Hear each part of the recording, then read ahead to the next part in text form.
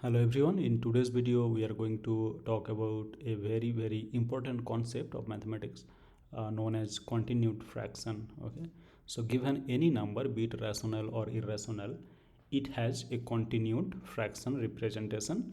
So whether we can actually write the continued fraction representation is another question, and it is difficult to write the continued fraction representation for irrational numbers, but we will see in this video that for rational numbers it is very easy to write the continued fraction representations. We'll clearly see how to do that, and we'll know a big theorem about continued fraction representations. Okay, let us start with this question: what are continued fractions? Okay, continued fractions are expressions of this form. Okay, here you see that a0, a1, a2, a3 and so on, and 1 1 1. So basically at all these stages it is 1 as numerator, it is 1 always, and we have integers here a0, a1, a2, a3. Well, so there is some specific about a0 and a1. A0 is non-negative integer, which means what?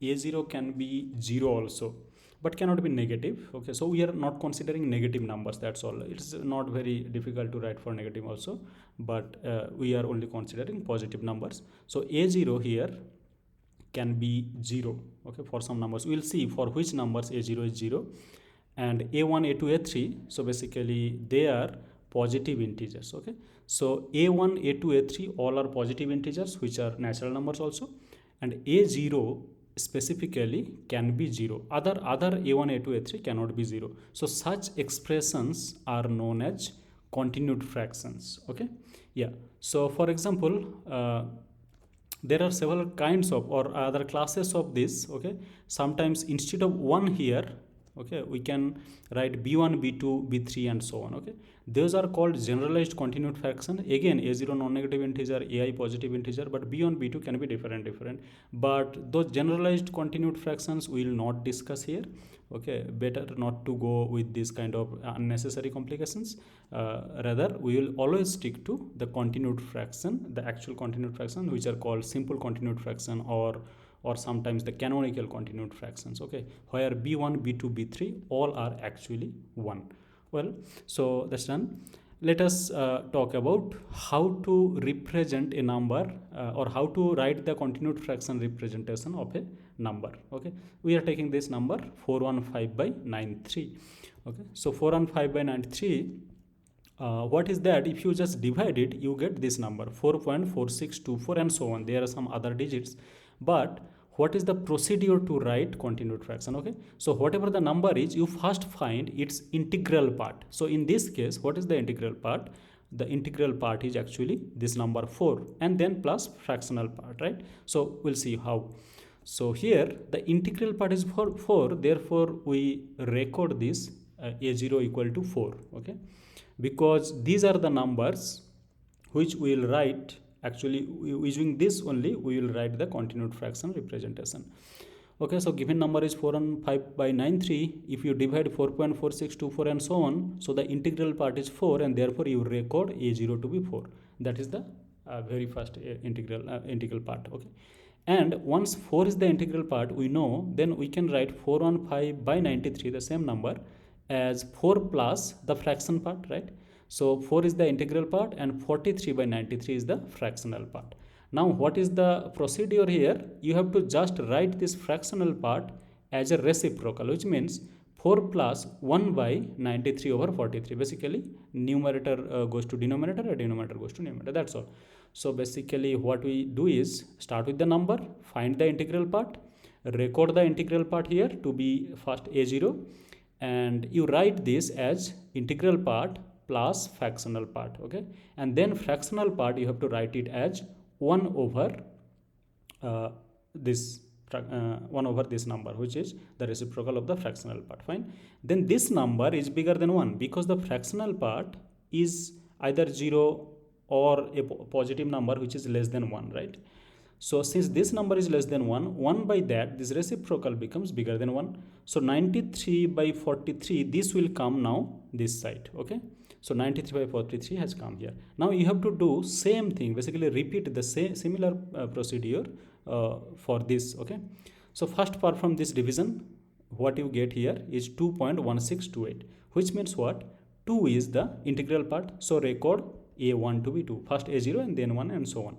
Okay, so since 2 is the integral part, then what we can do is 93 by 43, we can write it as integral part plus fractional part, right? And then fractional part you have to write it as 1 by something. So 2 plus 7 by 43 is nothing but 1 by 43 by 7, right?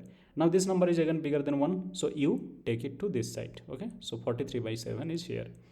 Now again same procedure. So 43 by 7, you want to find the integral part of this number. So this number 6 is integral because division gives you 6.1429 and so on, right? So 6 is the integral part. You record that part here. So a2 is 6, right? Yeah.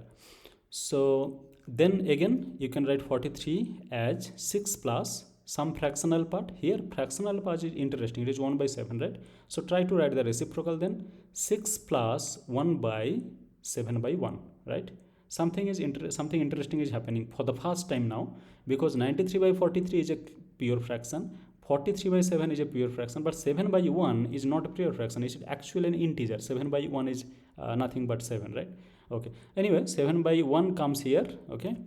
7 by 1 comes here. Now if you divide, what is the integer part here? This is itself an integer, and therefore integer part is 7.000 and so on. So integral part is 7. Then you have to actually stop here. Why? Because there is no fractional part now, only integral part, right? So 7 is the integer itself. 7 by 1 is 7 only. So once the fractional part is 0, you have to stop and you have to record the last quotient here, last integral part here, a3 equal to 7, and your process stops here. Okay. Now how to write the continued fraction? It is now very trivial. So continued fraction representation of this number will be this. So a0 you got to be 4 from the previous slide, a1 to be 2, a2 to be 6, and a3 to be 7. Okay. So just replace a0, a1, a2, a3 here. So a0 is 4, a1 is 2, a2 is 6, and a3 is 7. But plus dot dot, there is nothing plus dot dot because there is no fraction part. So basically plus dot dot part should be removed.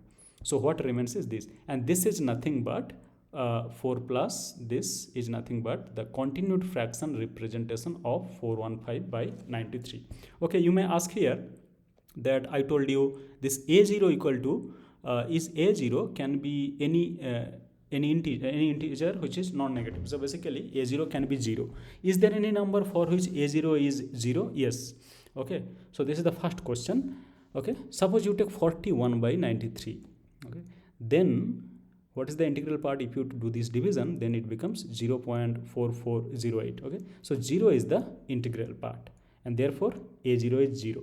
Okay, and then you have to write 41 by 93 as integral part plus fractional part, right? Sorry, it should be 41 by 93 here. Okay, and so basically 1 by 93 by 41, there is a mistake. So then 93 over 41, you have to again perform the same thing. Okay, so here what it would be, this fraction 93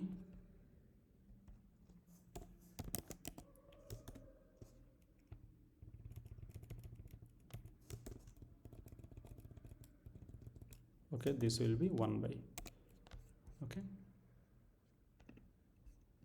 so 41 by 93 is 0 plus, which is the integral part, plus 41 by 93 again, which is the fractional part, but that is 1 over 93 by 41. Okay, so then 93 by 41 should go here, and thus now this is bigger than 1, so basically you will continue the same process. So we can see that a0 can actually be 0, none of the others is actually 0. You can see that. Okay, fine. So now another question is, does it always stop after finite steps? Okay, for this number which we considered here previously, all these numbers will have finite step in the continued fractions, but does it always stop after finite step? This is a question. Okay, so the answer to this question is a big no. Okay, why so? Actually there is this result, or which is called theorem, is this continued fraction is finite, which means the continued fraction stops at finite stage if and only if the number is rational. Here we started with rational number only, right? So basically 415 by 93, we started with a rational number, therefore it is easier to write the continued fraction.